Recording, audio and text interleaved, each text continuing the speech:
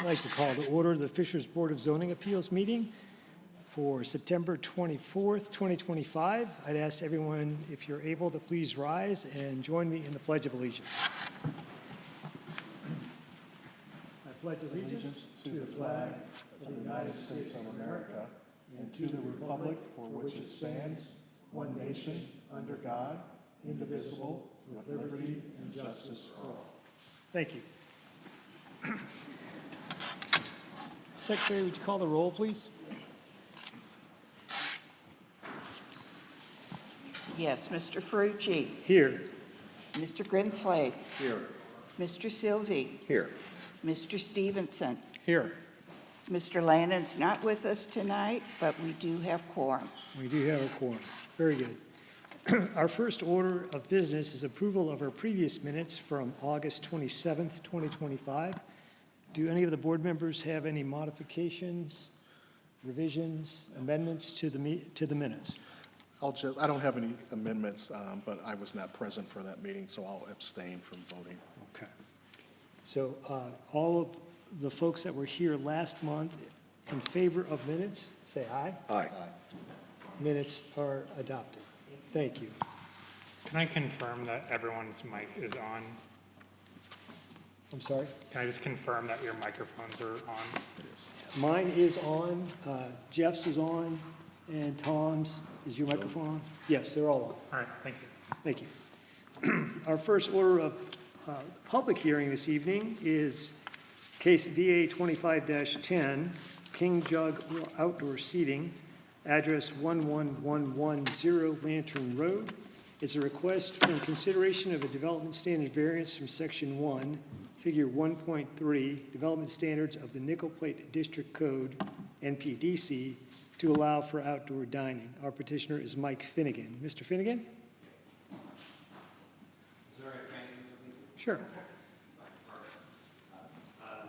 We kind of gave you a spiel before, so Mr. Finnegan, can you turn on the microphone? Sorry. yes. Thank you. Can you guys hear me? Just hit push. Push. There All you go. right.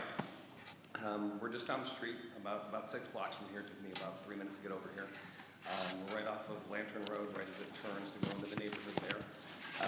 We're a kid and family-friendly restaurant. Our hours are kid and family-friendly. We do play live music, but for the mayor's, I guess, advice, we moved to acoustic this year. So, and then they've also, since the last time we were here, the reason why we had a continuance last time was because we were looking to get parking installed and permitting in there. So the parking has been, as far as we're concerned, widely effective. And just to remind you, we did help fund the lot that is off the Cheney Creek Trail to actually expand parking in that area and more access to the park. So we use it in the evening, the city uses it all day. So our capacity indoors is about 120, and then we do flex about another, I think, 150 or so in the summer. So what this continuance is about is not necessarily the inside of the area, but just the ability to use the area around it. And kind of how we got here was, quite frankly, at the time when we thought we filed a variance for the patio extension, we didn't realize there was a limit just to the boundaries of where we put the roof. So we thought we could expand in there, and that's kind of how we've been operating for the last 3 years. To give you a quick synopsis of who we are, I'm Mike Finnegan. I'm one of the owners, and Randy is our managing partner, so he's there every day. We have about 50 employees in the Fishers area. Because of our expansion, so if we weren't able to get this variance, we would have to cut down on staff quite a bit. Most of those people do live and work in Fishers, and I think we even have a few in the audience today. As far as the entertainment stuff goes, like I said, I think when we opened originally, there wasn't a variance around music, so we've taken a lot of recommendations from the city to lower that volume and affecting the neighbors. And in the summer, we've only been operating as an acoustic with no, I guess you could say, percussion instruments or drums, if you will. And we really haven't had a whole lot of issues.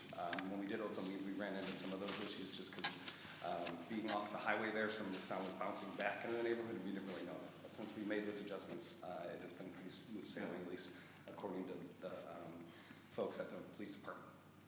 Anything to add? Yeah, I just, if you just give me a second across the picture. I really want to paint the picture of King Jug Brewery because we're just getting such bad press. And this is what King Jug Brewery is about. And I just want you to understand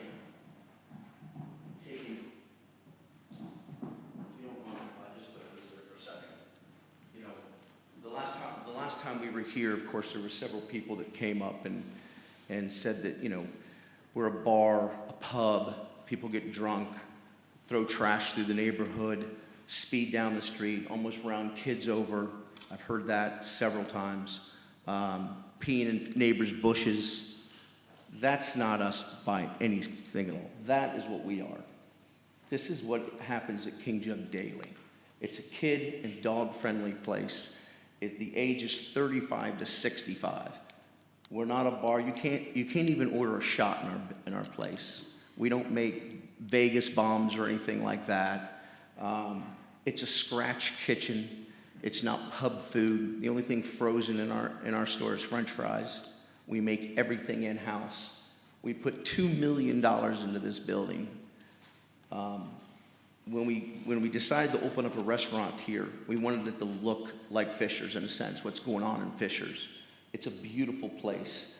We have AstroTurf at $44 a square foot. We have Oriental rugs. I probably got $10,000 worth of Oriental rugs. We have custom-made mahogany and oak tables, umbrellas, beautiful chairs. This is a restaurant for families. And we take a lot of pride in what it looks like, and that's why it looks like that. We take a lot of pride in our customers as well. You know, we call it the plus one. What can we do one step and above for the customer? And I think that's why we have lines out the door on Friday and Saturday. But just to say again, we are not a bar. We close at 10 o'clock too. Our music stops at 9:30. There's nobody in that building after 10 o'clock most of the time. We might have a few stragglers that get out of there at 10:30, but we close our place at 10 o'clock at night.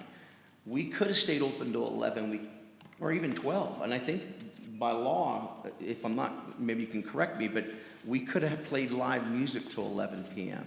We did the 9:30 thing because we didn't want to piss a bunch of people around us off. You know, we want our neighbors to be happy, you know. That's why we cut the music at 9:30. I heard many a times through some of the people that got up and spoke last time, you know, that, you know, there's trash everywhere and they speed down the street. I saw some people in here that live right down the street from us, and hopefully they can get up and say something as well on that same street that everybody complains that their cars are parked everywhere. It's really not the case. Now, on the other side where the circle goes around in the back, we can get some traffic, some cars there, which, you know, and I'm so glad that the city finally put up some signs, because I used to control the traffic, and I don't have time, you know, and we spent we've spent thousands of dollars on parking attendants, shuttles, you know, to help out with the parking before the signs got up. On Fridays and Saturdays, I would have two guys in yellow vests down on the corner at Cheney Creek parking lot, letting people know, hey, don't park in that neighborhood there, try not to park here, try not to park here. You know, we spent that just to help the neighbors out so they're not complaining and unhappy. As far as the sound goes, you know, I've heard so many times that picture frames are rattling off and hitting the floor. We have 132 pictures on our wall. I wish I would have had a picture of the inside, because we have frames of all of our customers everywhere. There's never been a frame ever fall off the wall. I have neighbors that live on Morgan Road that are here now that, you know, that live right down. They can't even hear the music. We've had the police come out, and I'm saying maybe 20 times over the summer, we'll get calls to the police to come out to our restaurant for noise. Not one time, not one, has an officer said, hey, you got to turn the music down. Not once. I would also add to that, we're one of the few places that actually monitor it actively, so we do have our own monitor. You know, somebody's sitting on the edge of our property to make sure we don't get the noise violation, which is why we don't have a noise violation at this point on our record. And I know Randy put up pictures of the kids. I'm a 42-year-old dad of 3. We created this restaurant for something I would want to do, right? Yeah. If I'm a resident of the neighborhood, what do I want to do? I want to go to a place where I can watch a game. It's awesome if they have a little bit of live music over dinner, and I'm getting out there by 9 o'clock because I got soccer practice at 8 a.m., right? And that was our focus at the very beginning. And I think that we very much embrace that. I think you'll hear from other people there. But we're just hoping to be able to operate outside, because we do have a lot of people that work for us whose livelihoods depend on that. We flex a lot in the summer. A lot of those are college students that come in, but we do have about 35 full-time employees that we would unfortunately have to lower that number, especially our kitchen staff, if we weren't able to operate, because we do see our revenues go from almost upwards of $200,000 or $300,000 in the summer to about $100,000 in the winter. So when we do flex down to that space, there's a big financial impact to not only us, but also just our tax dollars that go back into the community, because we are on pace to do north of $3 million this year. And there is county tax and city taxes that are attached to every single one of those dollars. So the impact has grown over the years. The partnership with the city has been great to this point, and we'd just like to be able to continue to operate where we're at. So. Thank you both, gentlemen. We And then appreciate just one more quick thing and I'll close. The other, about like you said, I mean, we put a lot of time and money in our place. The bands, since we've quit the live music, we used to have full bands. We had music on Thursday, Saturday, and Sunday, 3 days a week. Right now, we're operating 1 day, maybe 2 days. We don't even have live music 3 days a week because it was tough for me to find bands after we decided not to do them anymore. It was too late. You have to book these bands months in advance. But with not having live music, full bands, it's cost us almost 10% of our sales on some weekends. And we're okay with that. We're okay of losing that revenue to keep the city, our neighbors from complaining, and keep everybody happy. I've been spit on. I've had neighbors yell and scream at me. I've had my employees assaulted. You know what I mean? And we're doing everything we can as owners. I mean, I've lived here 20 years. My partners have lived here their whole life. We love Fishers. We love what's going on. We love the growth and what's going on. We're a huge supporter of the city. Like he said, we've given $30,000 for the parking lot. We've given $15,000 for the lounge chairs for the beach. We support every high school softball teams, baseball teams. That's what that is. Look, they're in uniform right now. They came to our store because we sponsor their teams. When the event center opened up, we said, hey, we want to be the beer sponsor for the expansion team of Freight, and now we are the official beer of the Indy Fuel this year. We're invested in this community. We're not going. Absolutely. But like I said, as far as the music, again, the acoustic was fine. I'm happy with it. As long as as our neighbors are happy and they're getting some relief now from the music, but taking tables away from us or anything like that would highly affect us.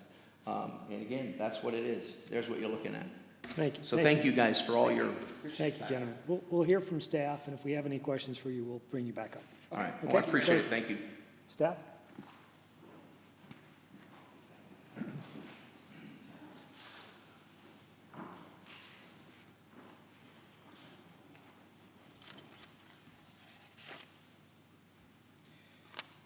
Good evening. My name is Lucas Smith, Zoning Administrator for the City of Fishers. Tonight, the petitioner is seeking a variance from Section 1, Figure 1.3 of the Nickel Plate District Code to allow for outdoor dining at 11110 Lantern Road. The board heard this petition at the June BZA meeting, and the matter was continued in order to provide time for clarity on the parking program that has since went into effect on September 2nd. Tonight's hearing is strictly concerning the variance for outdoor seating. Nothing related to the parking program is being voted on this evening.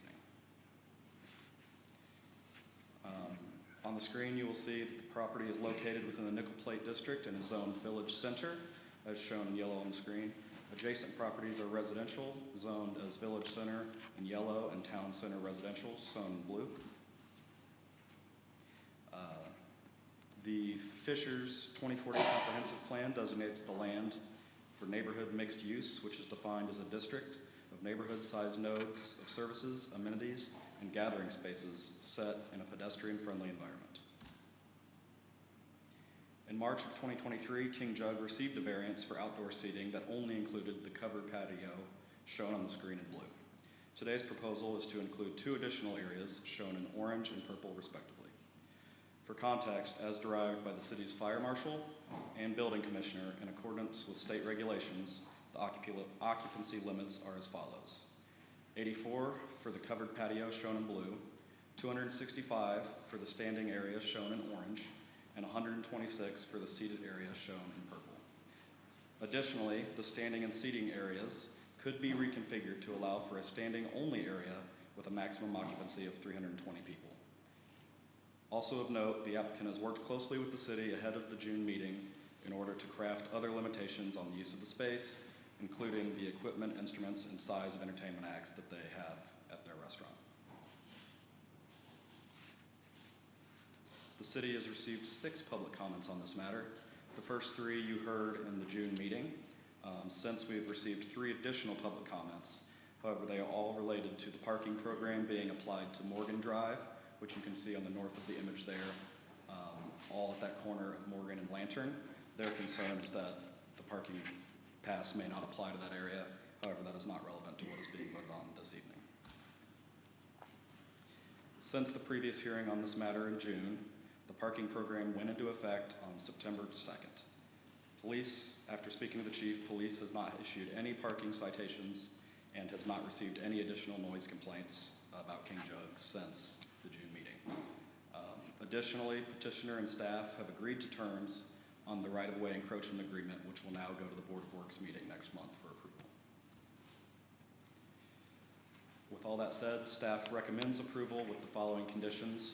The approval letter and relative documentation be recorded on the property with the Hamilton County Recorder's Office. That King Jug has acoustic music only, that will not include drum lots or sets or percussion, bass guitars, electronic keyboards, and or playover tracks cannot be plugged into an amplifier or PA system.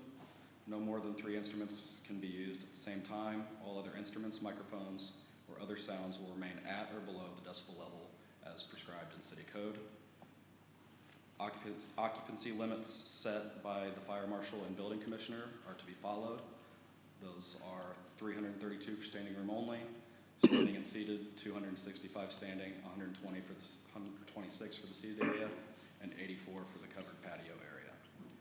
Lastly, the applicant has worked with the Fishers Engineering Department and Corporation Council in order to define the agreement of the public right-of-way encroachment agreement, and that again is to go to Public Works next month. I am here to answer any of your questions as well as the petitioner. Thank you. Members of the board, do we have questions for staff or petitioner? No. No, okay. We have no questions for staff or petitioner. At this time, I'm going to open the public hearing. And for members of the public who wish to speak, the Board of Zoning Appeals rules limit your speaking to 3 minutes. And I also ask that if you're approaching the podium and someone before you has said something that you're going to say, that we don't have you repeat what they had to say. You can say, I echo the comments of the person before me, to keep everyone's time valued.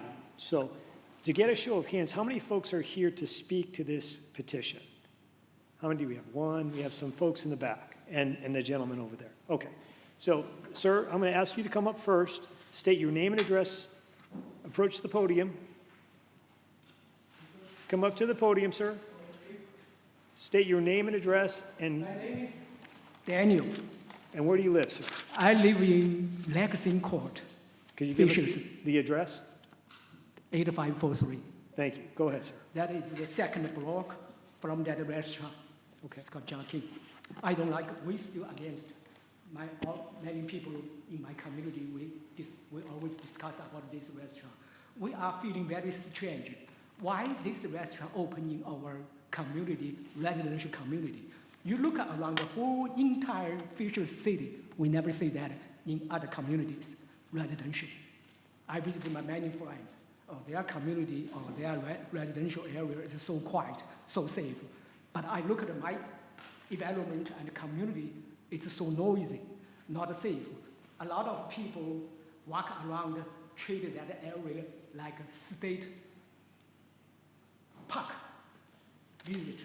Here is not a state park, not a national park. Here is a very quiet national residential community. We need quiet and safe. But that restaurant over there, outdoor, noisy, big. My neighbor moved away last year just because of this restaurant. His little daughter was almost run over by the visitor's truck. That's why he's very mad. He moved away. Now this new successor bought this house. They also said, oh, too many people walk around just look inside of his fence, look just like Zoom, you know, look inside, what inside, or what is cat, or what is dog. It's just many people just bother at that quiet area. So outdoor dining, absolutely we are against. Thank you, We sir. just need quiet. Thank you for your, over here, the next person, please raise your hand so I can. Who would like to speak next, sir?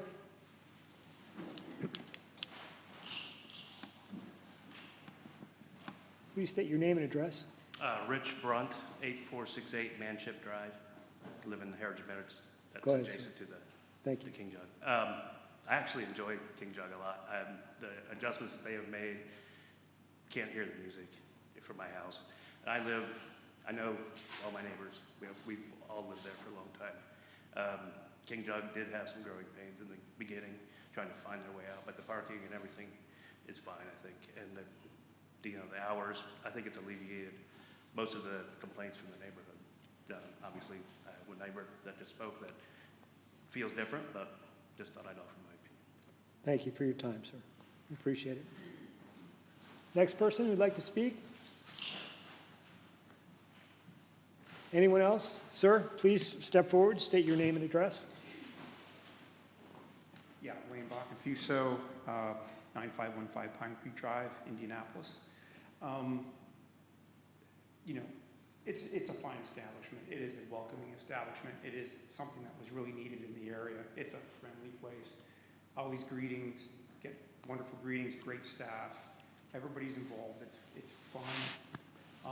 And the accommodations that the owners and management have done to accommodate makes you know that it's not about the world revolving around them.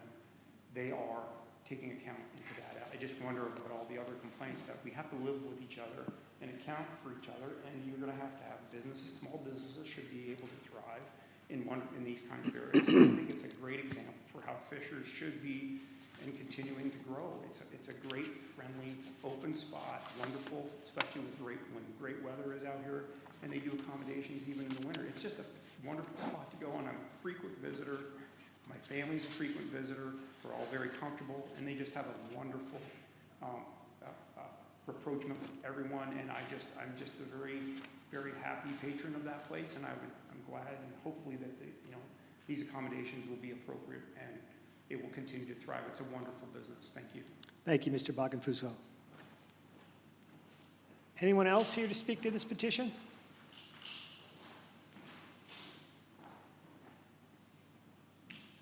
Hello, my name is Joe Nixon. I'm a resident at 7611 St. George Boulevard in Fishers. So I fully support King Jug. I love what they're doing. I think it's a great business. I said that last time. The issue that I have is, you continued this a couple months to figure out noise and parking. I think noise has been taken care of with the noise restraints that were put in place. Parking was supposed to be addressed by the parking permit program. And unfortunately, in that process, Morgan Drive got included into that program. And Morgan Drive really should not be in that program. It's a unique type of street. It's a mixed-use street. The parking on Morgan Drive serves 6 other small businesses on Lantern Road. So now that permit is restricting that parking from the small business uses. And that was all the master plan. This was put in place in 2018. It was all planned that way. So because of fears of King Jug parking, now our small businesses are being detrimentally impacted. And I think it's an overblown fear. I think, as you've heard, King Jug maybe went through a few growing pains early on. Maybe they were, got a little too big for their britches with their live music. Bands were a little too big, bringing in too many people, more than the parking down there could accommodate. So there's some issues with that. I think they've addressed those issues. I think they've scaled that down. So now I really don't think you're going to see King Jug patrons parking all the way up on Morgan Drive. It's far away. It's 600 yards away. So I think the better approach would be, let's wait and see if there actually is a problem on Morgan Drive. Then we can address that. I don't want the residents on Morgan Drive to have any problems with King Jug parking. I want them to be happy.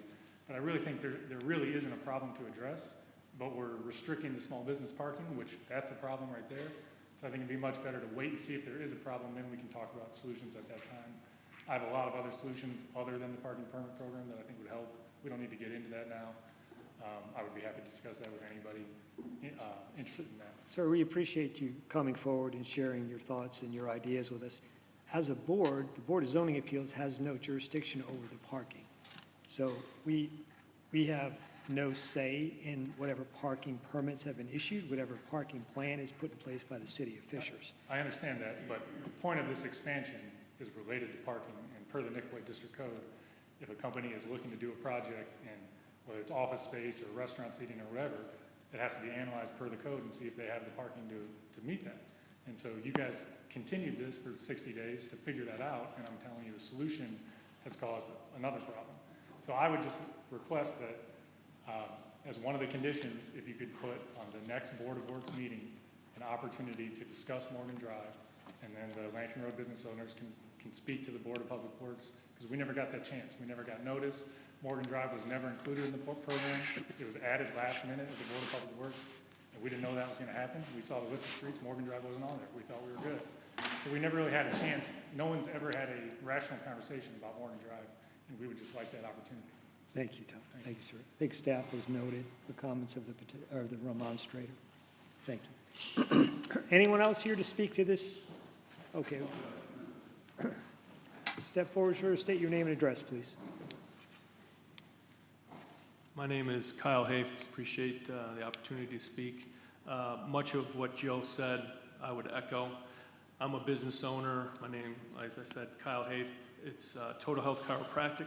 I'm at 11401 Lantern Road. And parking in our area is a big concern. Particularly with my business, I treat a lot of elderly and handicapped people that come in for pain relief. And any kind of parking restrictions along Morgan Drive could potentially affect patients that are coming to see me for treatment, in addition to all the other businesses in that area. And as Joe mentioned, I don't think a lot of consideration was given to any parking restrictions along Morgan Drive. And so I don't want to speak any more on that. I think Joe covered that very well. But I did want to also bring to the board's attention, there is an opportunity with the massive construction along the school, at the school across the street. There's a potential to create a win-win situation parking-wise. If we can access several parking spots from, say, 8 to 5 during the day, that would help slow traffic in the area and keep it safer for the kids, benefiting all the businesses, including mine. And so I would like to at least put that in all of your ear, if you will, so that that's maybe something at another board meeting that we could look into further with more of the business owners present. So, Thank you, sir. thank you. Thank you. Sir? Hi, my name's Brent Gutzwiller. I'm at 11329 Meadows Drive. I'm one of the newer houses that's kind of in the middle of that street. I actually ditto what both of those said about the parking, and I would actually include Meadows Drive on that as well. King Jug is not the parking problem on Meadows or Morgan, so that's turned out to be a big inconvenience for any of the residents living there. I know that's not what this is about, but if you're going to consider Morgan, I think we need to look at Meadows too. You know, Joe mentioned the master plan, right? And he mentioned, you know, the whole idea of this area, South Village, is an urban downtown area where you can walk to restaurants, walk to wherever you want to go. There's apartments, townhouses, houses. It's just a bustling downtown community, like downtown Carmel is. That's why I made a major investment in downtown Fishers, was because I wanted that type of community. And the restrictions that are starting to put on this area are starting to make me double, or I guess, reconsider why I made that investment. So I understand why some of the neighbors are upset that have lived there a long time, because they don't like it. Well, that's not what this neighborhood is, and that's not what the city's master plan says. So when residents say that, and I do respect their opinion, that's not what this area is anymore. And so I think there's a minority that's very loud in contesting King Jug and what they're going on, and I think that's part of the issue here. I love King Jug. I've got a 10 and 12-year-old daughter. They want to go there almost every night of the week. They love playing basketball. They love running around with their friends. They love doing all these things. So all this stuff that's said about King Jug is not at all the case. I do think, like a couple people said, there are some growing pains. They figured that out with some of the loud music and stuff like that. But this really is a community gathering center. When we have sporting events at school, we all go to King Jug. That's our spot. I've got friends in Carmel that want to come to King Jug. People from everywhere. It's not just people that live in this neighborhood. So I would hate to see us limit any of the things they're doing because it's already crowded enough the way it is because it's so popular and people love it. So I would hope that you guys would consider those recommendations and follow through with them. Thank you. Thank you for your time, sir. Anyone else?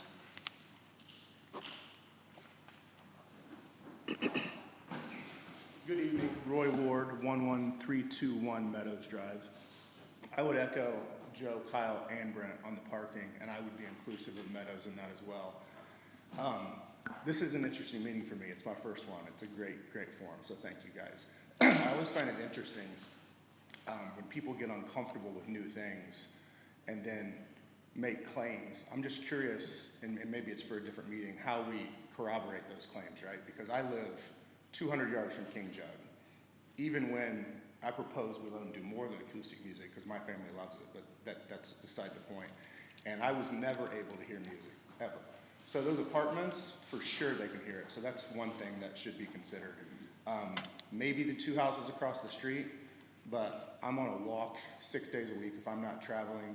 He plays music on Sundays. I can tell you, as I turn the corner past the trail into the woods and walk towards his parking lot into that neighborhood, you can barely hear the music.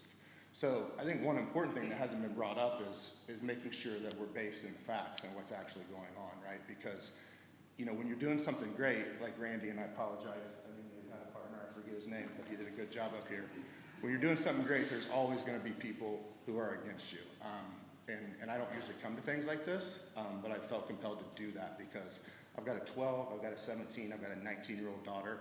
Not only do they like the food and the atmosphere, but it's become a part of our ethos and our culture, and it's become part of Fisher's culture as well. We need more of that, not less of that, right? There's a couple other places in town that are not like that potentially people might be walking out of there after too many shots and doing things we don't want them to do. That's not what King Jug is. It's just crazy to me, even that Randy told me that this was going on tonight. But it's the appropriate cadence and process. I just hope that due process is served out, and these guys can continue to contribute to the community from a philanthropic perspective, from a cultural perspective, from a food and entertainment perspective, and do more of it. And the people that are making the claims, I would encourage Randy and your partner to figure out how to maybe be more inclusive, right? Because there's no way you go to that establishment, and it's owner-operated, right? You guys have all gone to restaurants, right? Chains versus owner-operated places. I mean, they take care of you. I mean, it is a great, great place. And I think more people should experience what they're about. And I would contend that people who haven't are the ones that maybe have a problem with it. So I really appreciate your time, appreciate the opportunity to get up and chat, and maybe I'll be back. Thanks, guys. Thank you, sir. Anyone else? Seeing no one else, I'm going to close the public hearing. Members of the board, do you have any questions for staff before we entertain a motion? No. Okay. I will entertain a motion. Ladies and gentlemen, the factors that we consider in whether to grant or deny a petition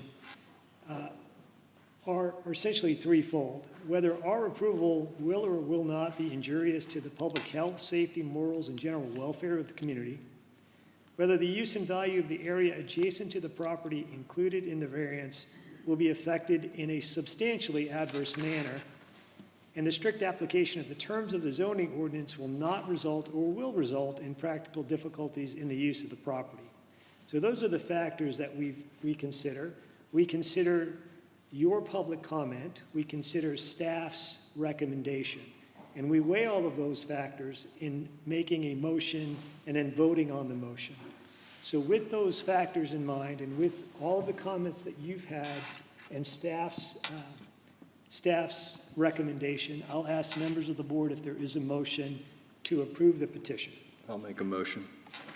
I make a motion that we approve VA 25-10 with the conditions that the approval letter and related documentations, including items 2, 3, and 4 on the staff recommendation list, be recorded on the property with the Hamilton County Recorder's Office.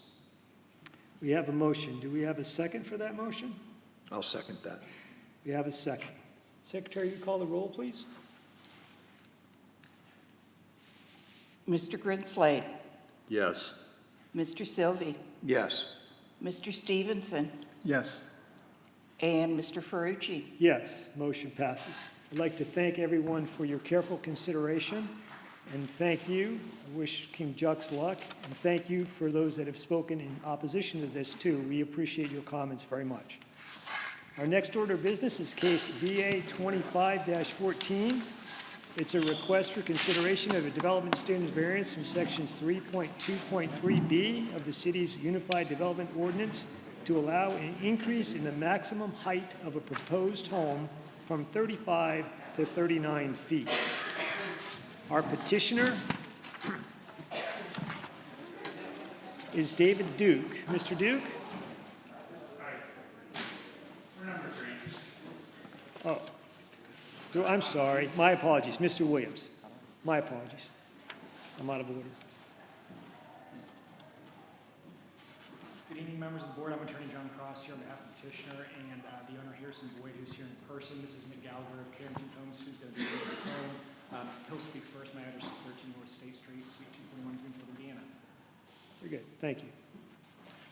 Hello, I'm Nick Gallagher with Carrington Homes. Our office is 10418 Hague Road in Fishers.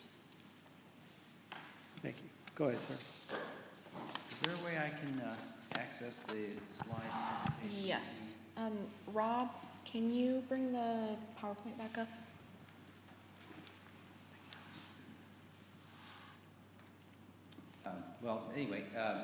We just wanted to, I wanted to be able to give a little bit of a commentary regarding our request. We are contracted by Mr. and Mrs. Boyd to build, now how do I click? You can use the keyboard arrows to click through. Keyboard arrows, okay.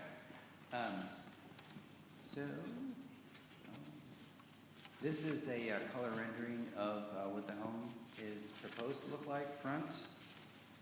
From the street, from Haven Cove, and this is the view from the rear, from the Geist Reservoir. We wanted to point out that this elevation view you can see here is what we had originally proposed, which was 39 feet tall. At a certain portion of the home, that area is shown here in red. This would be the area that's over the 35 feet. And so we would like to also show you, if we were to make it in compliance, how that changed the exterior appearance.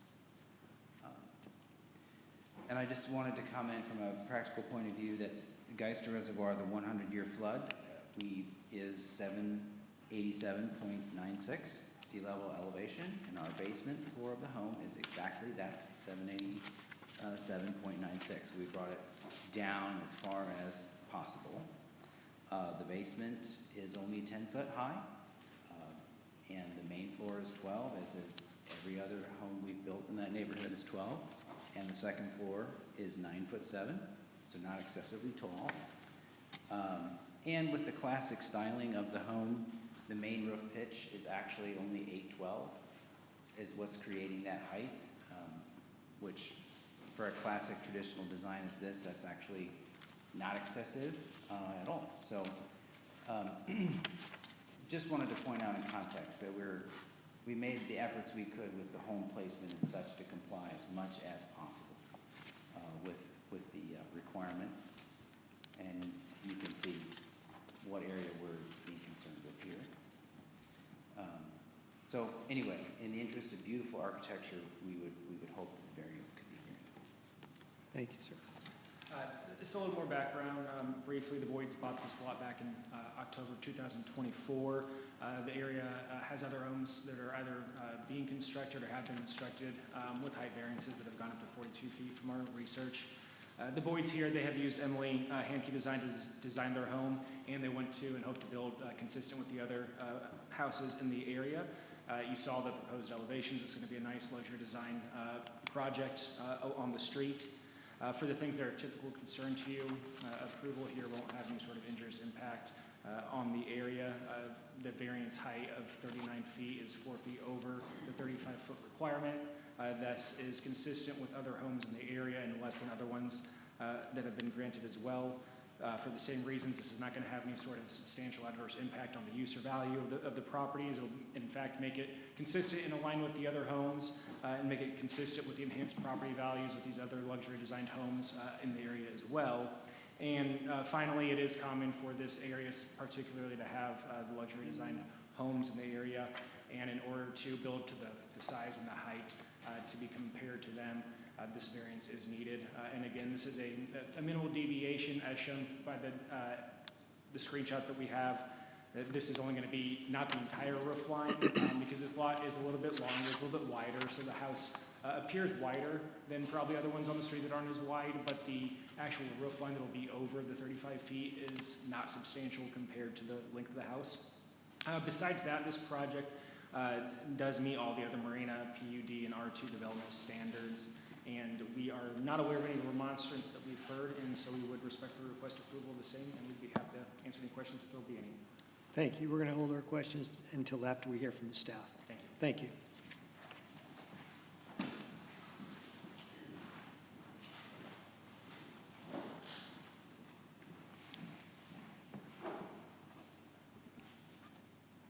Good evening. Grace Wiley, planner for the City of Fishers. The item before you today is a request for consideration of a development standards variance from section 3.2.3.b of the city's Unified Development Ordinance to allow an increase in the maximum height of a proposed home from 35 feet to 39 feet. 10732 Haven Cove Lane is located along Geist Reservoir off of Oleo Road. It is zoned PUD-M and is surrounded by residential uses. The Fishers 2040 plan identifies this area as suburban residential. The variance request aligns with the comprehensive plan. The property is zoned PUD-M and regulated by the Marina PUD. The surrounding area, as shown here, is zoned under the Marina PUD as well.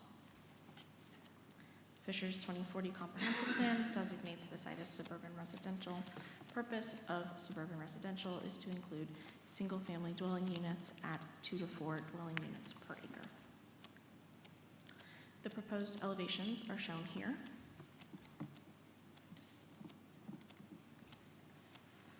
No public comments have been received on this item. Staff has no recommendation to the Board of Zoning Appeals for this request. Should the board approve this petition, staff recommends it is done with the following condition. The approval letter and related documentation be recorded on the property with the Hamilton County Recorder's Office. Staff is available for questions. Thank you. Members of the board, do we have any questions for petitioner or staff? No. At this time, I'm going to open the public hearing. If anyone is here from the public to speak to this petition, please raise your hand. Anyone here to speak to this petition? Seeing none, I'll close the public hearing. Ask the board for a recommendation or a motion. I'll make a motion. Go ahead, Mr. I Grinsley. make a motion that we approve VA 25-14 with the condition that the approval letter and related documentation be recorded on the property with the Hamilton County Recorder's Office. We have a motion. Do we have a second? I'll second that motion. Thank you. Secretary? Mr. Grinsley, Yes. Mr. Sylvie, Yes. Mr. Stevenson, Yes. Mr. Ferrucci. Yes, motion passes. Thank you. Our next order of business is case VA 25-15, consideration of a development standard variance from section 6.3.4.B4A, residential automobile storage standards of the city's Unified Development Ordinance to allow the front-loaded garage to extend 12 feet in front of the front facade. Our petitioner is Mr. David Duke. Thank you for your patience. I'm sorry I miscalled you last time, but go ahead, sir. No problem. Good evening, everyone. So I'm going to skip forward to give you a little context. This is the front elevation for the home. And the top level design, which shows actually to the front of the porch a 10-foot setback of the front porch from the front of the garage. This home is on 131st Street next to Sand Creek Intermediate School, where my wife works. She's going to love that commute. and across the street from Fitchburg High School. It's set back over 600 feet away from 131st Street along this tree-lined drive. There's currently a mobile home there. And due to a variety of factors, we have selected this shape of the build. Because of the elevation, we want to be up at a higher elevation. There's a substantial drainage on the top left portion of the property, so we want to be up away from that. The irregular property shape, we want to stay a little bit away from our neighbors there. Accessibility, trying to have the home where front and rear entry are minimal stepwise. I've had 16 surgeries. I see what's coming, trying to prep for that in the future and have this be our home for the next 25 years. Be as close as we can to city water, since running that is substantially a substantial cost. There's mature trees on both sides of the primary build location, which we would really like to keep aesthetically. It really adds to the feel of the property that we love. There's a tree-lined drive. As you come up, we like that visual of driving straight with the trees on the side. And we've got a great wide open green spot, which we really want to keep. We've reviewed a variety of other options. If we go with a side entry garage, we need to push the home to either side, cutting down some of the mature trees, reducing that green space, and also adding to the cost and pushing us over our build budget. And overall, because it's 600 feet plus away from the street, there's minimal aesthetic impact from this variance. So to summarize, that setback on that side with the porch allows us to have this a little kind of garden zone there. It's separated a little bit space-wise, keeps that straight line tree drive into the entry, big wide open green space on the side, minimizes entry and exit elevation changes, and on the east side of the property keeps a bunch of mature trees there, but provide privacy and then fits within our budget. So I appreciate your consideration for this variance. We think that this design helps it fit into this unique property right in the heart of Fishers. Thanks. Thank you, sir. If we have questions, we'll have you come back up, okay? Grace?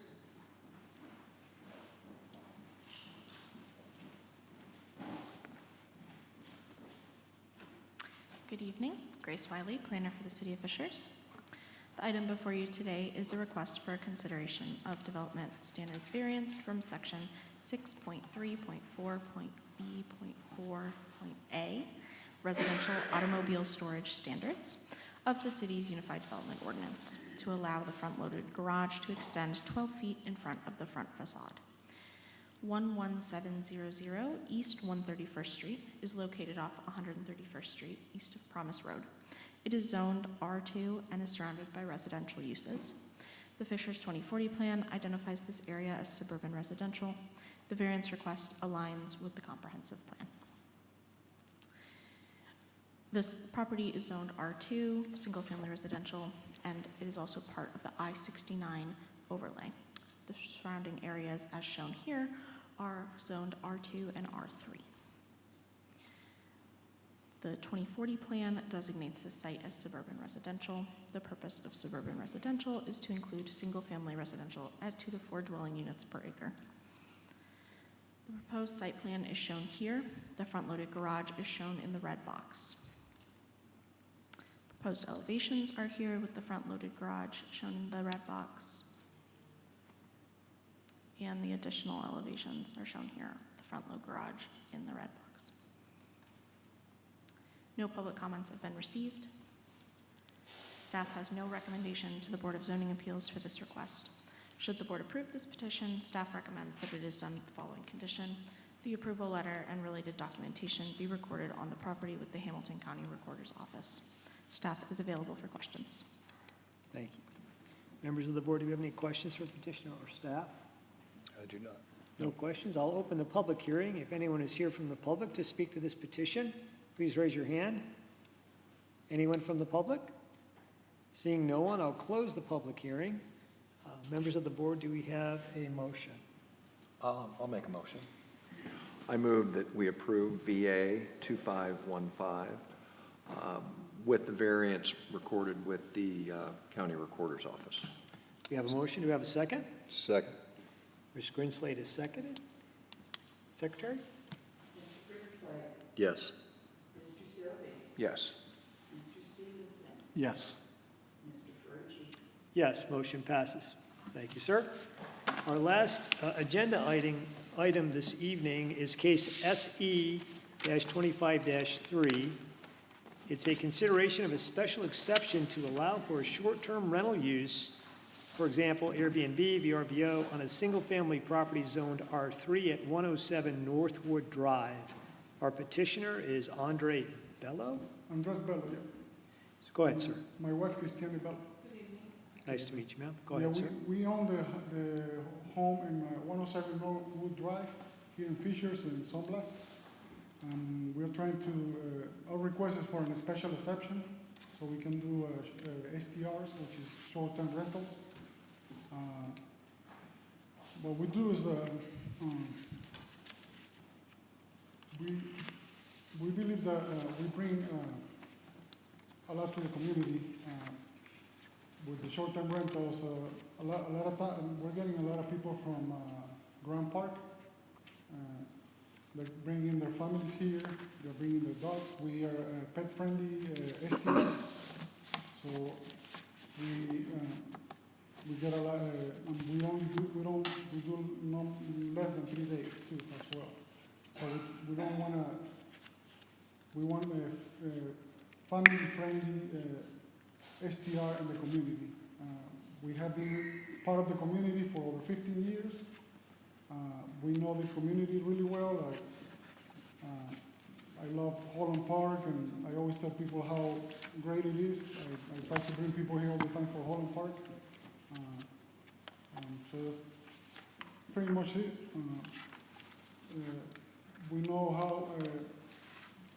how tourism brings a lot of money to not only the state, but the community, Hamilton County. It also is being, the studies show that short-term rentals bring guests, spend twice as much as hotel guests. We had a good amount of guests staying at our place, and they love the restaurants and the concerts around, and they love to spend their time around the neighborhood, around the town. As you can see, also our goal is to keep a good and clean STR home. We take really good care of our neighborhood. We clean our properties. We have a limit of vehicles as well. We don't allow people to bring more than 3 cars. So, and like I said, we don't allow them to stay to do less than 3 days. That stops parties from coming in and create situations that we don't want to create in the community. We like I said, we've been in the community for 15 plus years, and we love it how it is. And we're local too. So we're not California investors that bought a house here and we are far away from the house and we've never seen it. I'm always in the house. I'm always working on it. I'm always talking to our neighbors. Like I said about Holland Park, any person that rents our property, and they bring pets, we tell them, go to Holland Park. We bring our dogs to Holland Park all the time. I used to play soccer before I got injured at Holland Park, and Fishers has been making it better and better.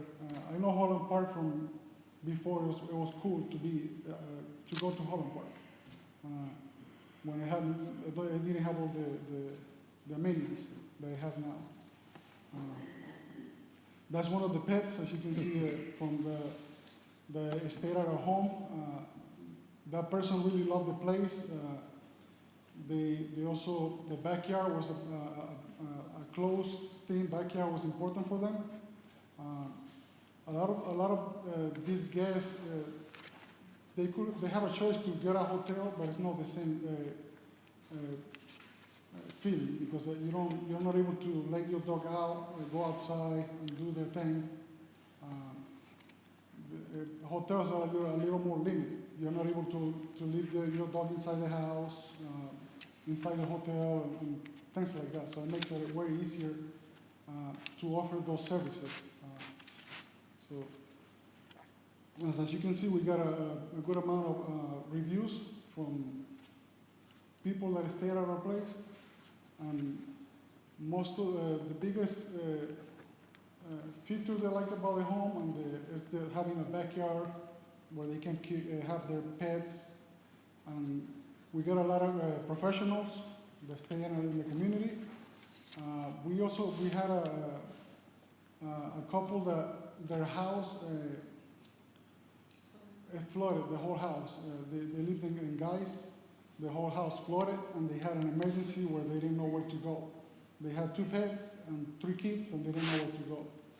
Luckily, we were able to help them by allowing them to stay in our house. A lot of STRs don't allow pets. So as you can see right here, it's a really small amount of STRs that allow pets in the area. And we are, like I said, in Sunblat, so we're on the north side of the map, close to Holland Park. And I guess there are some studies that we looked at. The bans are poor solutions. As you can see, some bans have been done in New York, San Diego, LA, and they haven't worked. We agree with policies that can help us, regulate STRs, and we're open to whatever the city can come up with, regulations-wise. These next pictures are letters of support from our neighborhood, from our neighbors. These are pretty much the neighbors that are right next to us. So we are in a corner, so we have a neighbor on the left side, and we have a neighbor in the back. Our neighbor in the back, he's here. We have his letter here as well. And the neighbor on the left, he's one of the written letters here as well, supporting us. And I have 3 more neighbors that are really close to the house. They be the ones being affected by it if we get approved, to STR the home. So those are the letters. Yeah. We believe that happy visitors are returning visitors, right? We are in the business of also creating a welcoming experience for the people that we host.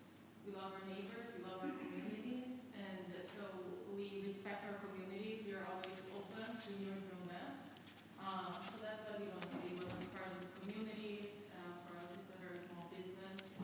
So we want to be able to work with the city in a way that is compliant. So we're not aware of how many STRs are approved in the city. This was new to us. And also we're trying to learn and figure out how it works. We are aware of the long-term rental. I think there's a new policy, right? Yep, for next year, January 1st. But we couldn't find much on short-term rental, so we need to learn and do the right way. So we appreciate you hearing us and considering our proposals. Thank you. And the last picture is pretty much us doing the home. Before we got it, it had a lot of issues with floods. It was flooding the neighbors' homes, both sides of the neighborhood. And we were able to remediate the issue. There was a lot of flood happening, like I said, we are in the corner, and there was flood happening on both sides of the house that were affecting all the neighbors in the neighborhood. We were able to remediate and fix the situation. It took a lot of work. It was like 95 degrees outside. But it was a lot of work. But yeah, I think that's our request. And thanks for hearing. Thank you. Thank you. Staff?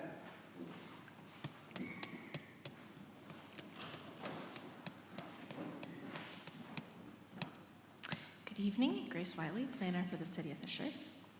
Item before you today is a request for consideration of a special exception to allow for short-term rental use, for example, like an Airbnb or a VRBO, on a single-family property zoned R3. The state of Indiana does not allow municipalities to limit short-term rentals when it relates to home occupation, meaning the property owner lives at the residence. This property does not meet our home occupation standards and therefore requires this special exception to allow short-term rentals.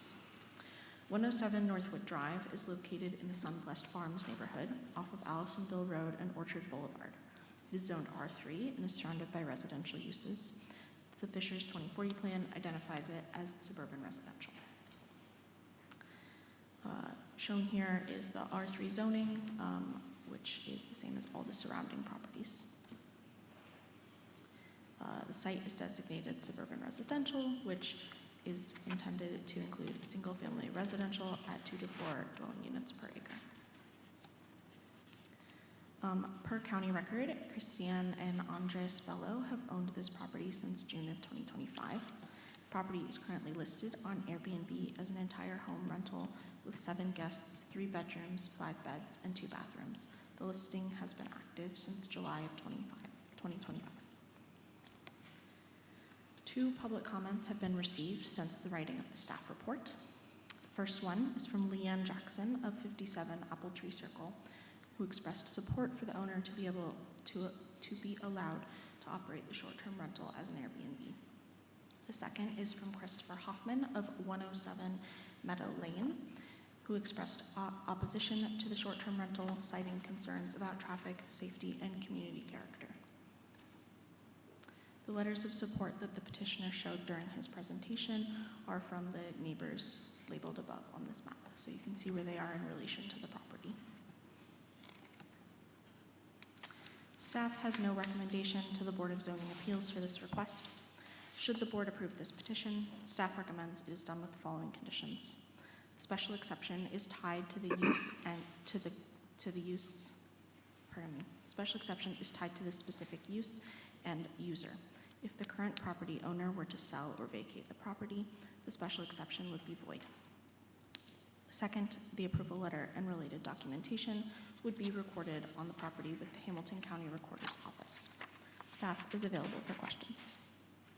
Members of the board, do we have questions for petitioner or staff? At this time, I'll open the public hearing. If anyone is here from the public to speak to this petition, I see some folks here. Please, again, if you were here for the first matter, if you have something to repeat, just let us know that you echo the gentleman or the gal before you so that we can move forward that way. Go ahead, sir. My name's John Hyatt. I'm at 113 Willowwood, which is literally my side fence borders the back of their property. I've been there about 10 years. During that time, unfortunately, I watched that house dilapidate, okay? There was an older couple that was there. The husband was wheelchair bound, and quite frankly, the whole house deteriorated. I mean, their inside floors were gone. It was terrible. The water situation he was talking about, I guess there's some type of underground spring or something. We would have addressed it to Fishers, and in the neutral area there's a big tree, and they literally kind of creates Lake Willowwood. Okay, this gentleman and the people, an investor had bought the property and did a significant remodel, and it went from being about a 1 to a 0 to a 10. And I mean, it's a 10. I walked in, I want you to come do my house next, right? Let's help me out. But I watched it, and it just was like reincarnated. Then the house was put up for sale, and quite frankly, if you check the record of sale, I believe per square foot, it achieved the highest level ever in that neighborhood. Okay, so I mean, somebody really fixed it, but they didn't fix the water leak, all right? And I watched this guy get out there, and this is his rental, but literally work for 2 or 3 days underneath that house. And like he said, it's 95 degrees. I wanted to toss him over some water bottles to help him out. But guess what? The water stopped. The people before had just run it out to the curb. He took it back, broke that off, properly took and did the work. Everything's cut, trimmed, nice. He has people out there working. I'm trying to get my own people to come in as well as his do. But it's been a real pleasure having that house next door. And I also saw in your amendments there that this variance would be based upon his ownership, and the next person would have to requalify. I'm good with that too, because this gentleman and his wife and whoever is supporting him, I'm excited. I know they've had a couple of people have stayed there too. No noise. Matter of fact, I have 2 dogs and a cat, and the dogs that the other people had were really no issue for ours at all. And I have a Yorkie that is pretty communicative. She likes to talk to everybody, but they did not cause that. Parking, anytime I've seen anybody there, they do have the 2-car garage, and they have a parking area up above that can hold 3 cars additionally outside.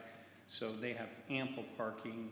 And one of the things that I know that he's kind of pointed out to me is no construction workers, no construction trucks. That's not what's coming in. I've seen nothing like that. Just single family people coming in, needing a place to stay. You know, Fishers is a great time. Holland Park and Grand Park. So sorry you did get Grand Park, but you got a lot of good stuff. So. Thank you. But thank you for what you guys have done, and thank you for this, the first meeting I've ever come to, and I'm almost 70 years old, so that's one of those things. But thank you for what you're doing, and I think this is a good decision. Thank you. The next person to speak to, ma'am, come on up. Please state your name and your address. Yes, hi, my name's Jennifer Goins, and I'm at 16601 Southeastern Parkway.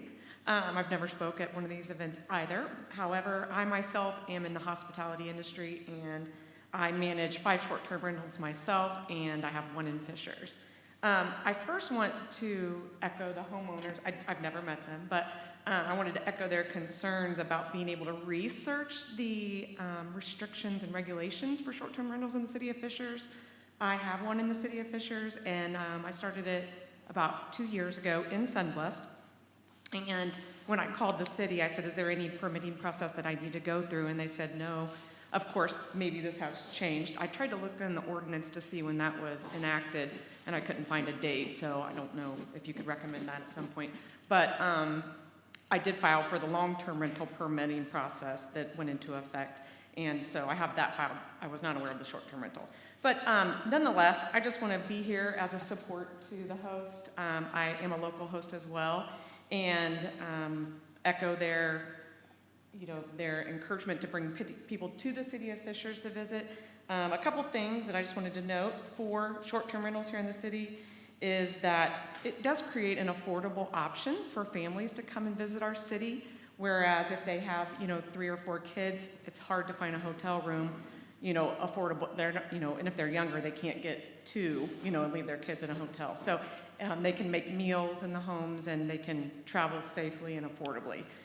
Sunblest is a great community. So, and then the other thing, I also have helped house families that are in a position of floods or fires. It's a great way to keep those families in our communities. Also with families that are selling their houses and moving into new construction, it creates a great short-term solution for them in the meantime. So in this industry, in this hospitality industry, it's heavy on reviews and making sure to keep the guests satisfied, keep the homes in great condition. Several of my long-term rentals I have just converted to short-term because the tenants have destroyed them. My home in Sunblest was destroyed by the owner, then destroyed by my tenant, and so I went through 2 rehabs. And so, you have cleaners in the house at least once a week between every reservation, making sure the house is clean. I think, and the owners take pride in the properties and keeping them in good condition. So I'm very supportive of this, and I hope that you guys consider these comments in your decision. Thank you. Thank you. I think there was, go ahead, sir. Please approach.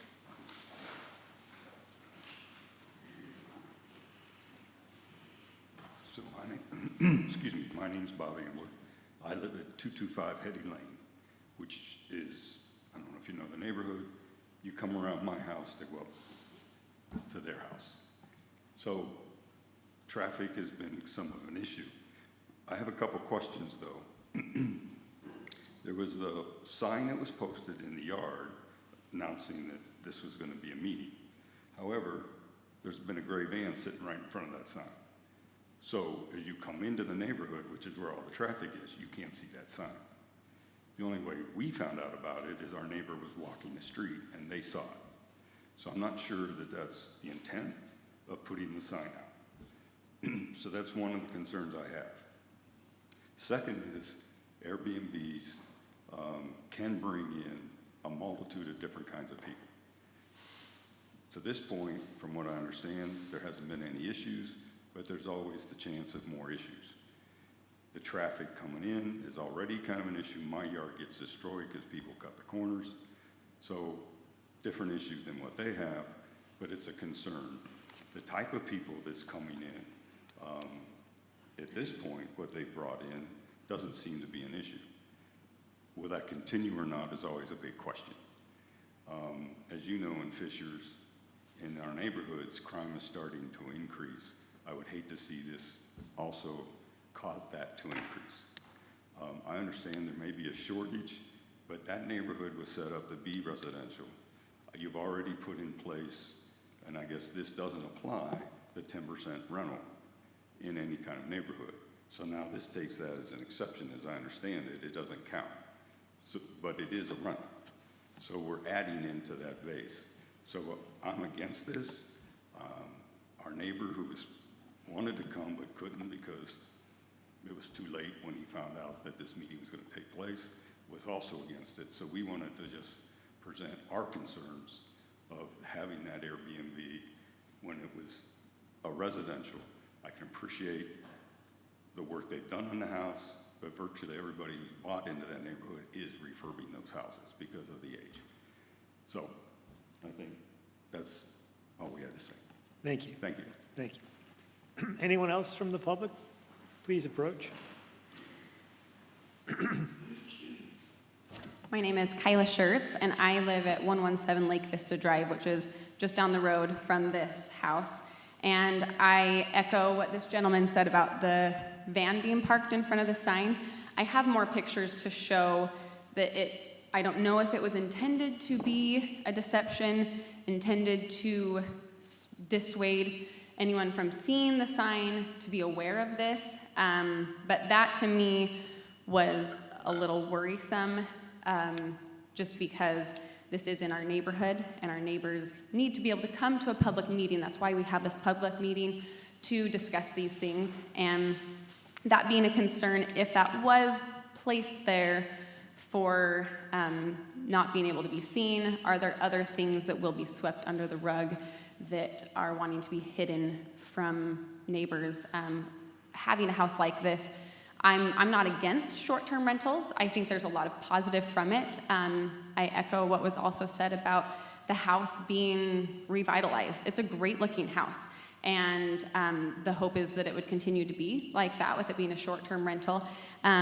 So I don't have anything against that, but what I have is just the potential of deception and wanting to work with us as a neighborhood instead of being against us, I think is really important. Another point that I have to bring up is the proximity to another short-term rental. There is one on the same street, just a few houses down. I know construction vehicles has been something brought up, that apparently there's construction workers that stay in that other short-term rental, and there's a lot of vehicles that come in. I know that's been brought up from the couple here.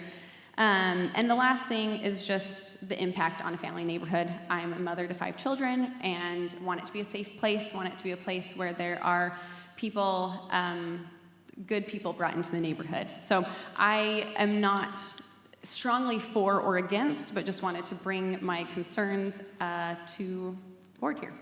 Thank you.